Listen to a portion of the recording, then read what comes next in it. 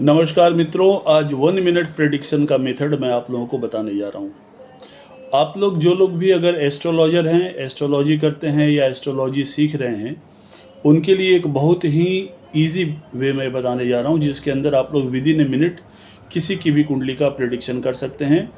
और जो लोग एस्ट्रोलॉजी नहीं सीख रहे हैं लेकिन एस्ट्रोलॉजी में इंटरेस्टेड हैं और अपने खुद की कुंडली के ऊपर विवेचना करना चाहते हैं, उन लोगों के लिए मैं एक बात बोलूँगा कि कुंडली के इन चीज़ों को अपने घर में, अपने परिवार में, अपने रिश्तेदारों में अगर ये सारी चीज़ें आप देखेंगे, इसके लिए मैं चाहूँगा कि पूरा समय दीजिएगा और पूरी वीडियो को देखिएगा। मैं सारा डिटेल आज बताऊँगा कि with in a minute prediction आप कैसे करेंगे, या विद इन ए मिनट आप किसी भी व्यक्ति के बारे में एक जनरल कॉन्सेप्ट कैसे बनाएंगे कि वो व्यक्ति कैसा है, उसका स्वभाव कैसा है, उसके जीवन में घटनाएं कैसे घट सकती हैं। ये सारी बात मैं आज आप लोगों को बताने जा रहा हूँ।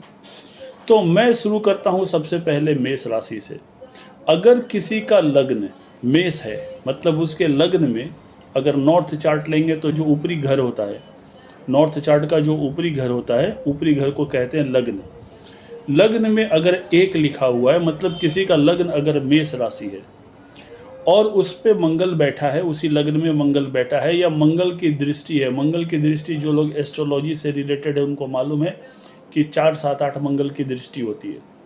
तो अगर उस पे मंगल की दृष्टि है या मंगल वहाँ बैठा है, तो वो व्यक्ति शारीरिक तौर से नॉर्मली देखने में लीन एंड थिन होगा, लंबा होगा। औसत से उसकी लंबाई अधिक होगी, वो चाहे मेल हो या फीमेल हो। दोनों के ही केस में एक फीमेल की जो औसत लंबाई होती है या मेल की औसत लंबाई होती है, उसके हिसाब से मेल या फीमेल के औसत लंबाई से वो व्यक्ति थोड़ा लंबा होगा। अगर इस पे कहीं बृहस्पति की दृष्टि पड़ जाती है, बृहस्पति की दृष्टि होती है 5, 7, 9, अगर बृहस्पति की दृष्टि पड़ जाती है तो व्यक्ति लंबा तो होगा ही, थोड़ा हेल्दी भी होगा, लीन एंड थिन नहीं होगा, थोड़ा हेल्दी हो जाएगा। अगर बुध की दृष्टि पड़ जाती है, अगर बुध की दृष्टि पड़ जाती है तो व्यक्ति का हाइट जो है वो एवरेज हो जाएगा, या बुध अगर वहाँ बैठ जाता है तो व्यक्ति का जो हाइट है वो एवरेज हो जाएगा। अब अगर हम ग्रहों की बात करें, लग्न में या पंचम में अगर किसी व्यक्ति का सूर्य बैठा हुआ है, वो मानकर चलिए वो व्यक्ति के अंदर एक इगोइज्म होगा। कोई भी बात उसे बहुत जल्दी लगेगी, उसकी प्रेस्टीज में लगेगी, वो किसी भी बात का बहुत जल्दी बुरा मान जाएगा।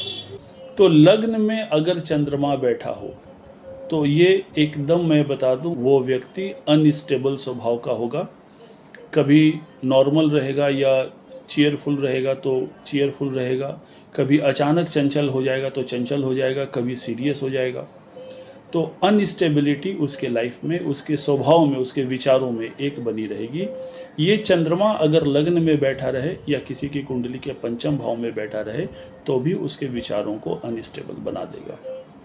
अगर लग्न में मंगल बैठा हो, वो व्यक्ति एकदम शॉर्ट टेम्पर होगा, लेकिन जितना जल्दी उसे गुस्सा आएगा उतना जल्दी उसका गुस्सा ठंडा भी हो जाएगा। अगर लग्न में बुध बैठा हो और बुध का घर भी हो, मतलब 3 हो या 6 हो, मिथुन राशि हो या कन्या राशि हो लग्न में, अगर नहीं भी है लेकिन लग्न में अगर बुध बैठा है, वो व्यक्ति के चेहरे पे एक चाइल्डिशनेस रहेगा, चाहे वो किसी भी एज का हो जाएगा, उसके चेहरे पे एक बचपनापन, एक चाइल्डिशनेस बना रहेगा। उसकी भाषा बहुत स्पष्ट होगी, शब्दों का संग्रह उसके पास होगा, वाक चातुर्य होगा, किसी भी बात को बहुत बेहतर तरीके से बोल पाएगा। वही बुध अगर पंचम में आकर बैठ जाता है तो वो व्यक्ति जब बोलना शुरू करेगा तो धारा प्रवाह बोलेगा, विचारधारा उसके अच्छे होंगे, शब्दों के संग्रह उसके पास अच्छे होंगे और वाक चातुर्य भी उसके अंदर होगा।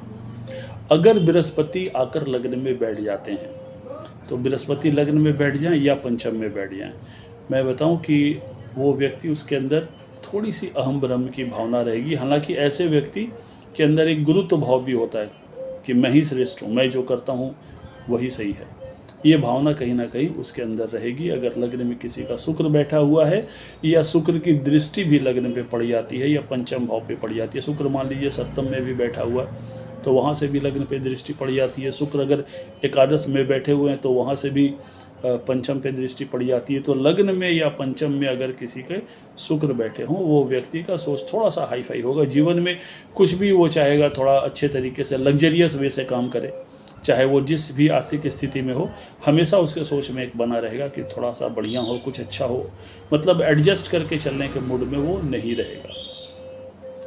वहीं अगर लग्न में शनि बैठ जाते हैं या पंचम में शनि बैठ जाते हैं, वो व्यक्ति थोड़ा जिद्दी प्रकृति का होगा।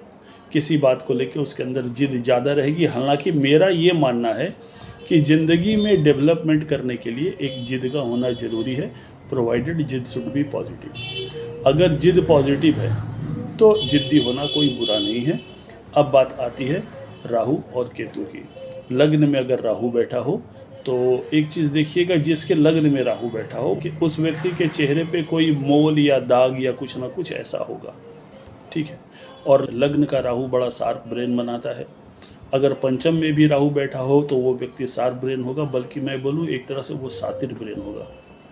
लग्न के राहु और या पंचम के राहु के साथ एक बात ऐसी भी होती है कि अगर मान लीजिए वो व्यक्ति कहीं पे कोई बात झूठ बोल रहा है तो वो इतने कॉन्फिडेंस के साथ या इतनी मासूमियत के साथ झूठ को बोलेगा कि वो लोग पकड़ नहीं पाएंगे कि वो झूठ बोल रहा है। और लग्न में अगर केतु बैठा हो तो वो व्यक्ति थोड़ा सा ऐसा कुछ करेगा जैसे कि उसके काम का रिजल्ट उसको प्रॉपर नहीं मिले। कई बात वो ऐसा काम कर देगा, क्योंकि केतु है ना, सर तो है नहीं, तो बहुत सारे उसके एक्टिविटी थॉटलेस हो जाएंगे। और दूसरी बात ये, लेकिन उसके अंदर एक आध्यात्मिक विचारधारा रहेगी। यहाँ एक बात मैं और बताना चाहूँगा कि अगर सप्तम में किसी का राहु बैठ जाता है या सप्तमेश पे राहु की दृष्टि है या सप्तमेश के साथ राहु बैठा है या राहु की सप्तम पे दृष्टि है, मतलब राहु का सप्तम या सप्तमेश पे से किसी भी तरह का अगर रिलेशन हो जाता है, उसके मैरिटल लाइफ में थोड़ा 19-20 लगा रहेगा, पीस एंड हार्मनी की कमी रहेगी। और एक जनरल बात मैं बताऊं कि अगर किसी का 8th हाउस का स्वामी 9th हाउस के साथ उसका रिलेशन होता है, या 8th हाउस 9th हाउस का रिलेशन होता है, या 8th हाउस और लग्न का रिलेशन होता है, उस व्यक्ति को अपने जीवन में बाधाओं का बहुत सामना करना पड़ेगा। ईजिली कुछ भी नहीं मिलेगा, हमेशा कोई ना कोई बाधा आती रहेगी, लेग पुलिंग होता रहे। ऐसे व्यक्ति के लिए मैं नॉर्मली सजेस्ट करता हूं कि जिनका 8th हाउस का रिलेशन लग्न के साथ या लग्न का रिलेशन 8th हाउस के साथ हो या 9th हाउस के साथ हो, तो ऐसे लोगों को मैं बोलूँगा इनको भाग्य में ही बाधा मिला है, इनको माता बगुलामुखी का मंत्र का जाप करना चाहिए और इससे उनको काफ़ी राहत मिलेगी। अगर 10th हाउस के स्वामी के साथ 8th हाउस का रिलेशन हो जाता है, या 10th हाउस के या 8th हाउस का स्वामी जाके वहाँ बैठा है, या इस तरह से कहीं पे भी रिलेशन हो जाता है 8th house and 10th house में, तो उसके कर्म के क्षेत्र में उसको ज़्यादातर बाधा मिलेगी। वही मैं बताऊं कि अगर किसी का लग्न और 9th हाउस का रिलेशन बन जाता है, लग्न के साथ 9th हाउस का रिलेशन बन जाता है, तो जीवन में उसे बहुत सारी चीज़ें स्वतः मिल जाएगी, आराम से मिल जाएगा।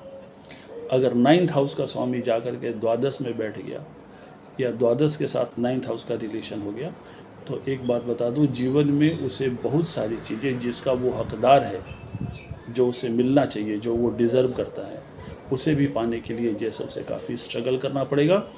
और अगर लग्न और 12th का कहीं रिलेशन बन जाता है तो वो व्यक्ति अपने व्यक्तित्व का प्रभाव बहुत बेहतर नहीं बना पाएगा। जो वो है, जो उसे मिलना चाहिए, उसमें कहीं ना कहीं कोई कमी रह जाएगी। और 10th के साथ अगर 12th का रिलेशन होता है तो उसके कर्म का, उसके मेहनत के फल मिलने में उसे कहीं ना कहीं कमी रह जाएगी। ये मैंने एक शॉर्ट वीडियो बनाने की कोशिश करी है ताकि आप लोगों को विदिन ए मिनट एक प्रेडिक्शन का मैं आधार दे सकूं। अपने आने वाले वीडियो में मैं आप लोगों को बताऊंगा कि अगर किसी तरह की निगेटिविटी होती है कुंडली में, तो उस कुंडली का उपाय क्या किया जाना चाहिए और क्या करने से उन्हें शांति मिलेगी, उन्हें राहत मिलेगी, ग्रह जनित परेशानियों में कमी आएगी। धन्यवाद।